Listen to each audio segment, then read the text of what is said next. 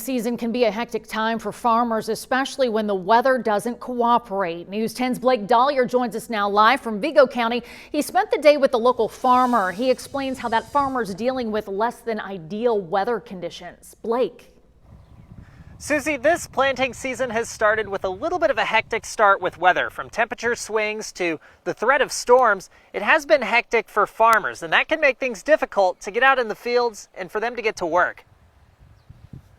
Ed Shue is a local farmer from Clinton. He farms in Vermilion and Vigo counties.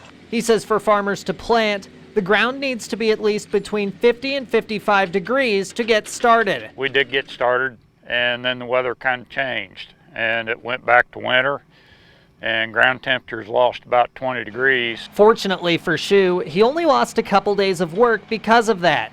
He says while things are going pretty well so far, the weather hasn't made it easy on him. Right now the weather's really been bouncing around. I mean, we go from 80 degrees one day and 25 the next, and that's kind of difficult. Shue says he's about a third of the way done planting for the spring. We're looking pretty good as far as how far we've gotten. I think we're actually a little bit ahead of what we normally would be. He says even a little rain wouldn't be the end of the world because the ground needs moisture for the crops to grow.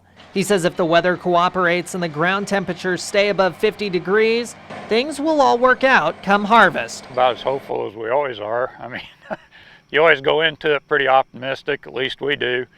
And I think we've got a pretty fair chance. Things are going in nicely. Shue says that he hopes to have all of his crops in the ground by the middle of May, and he needs about 2 weeks to get that done. Reporting live in Vigo County, Blake Dollier, News 10.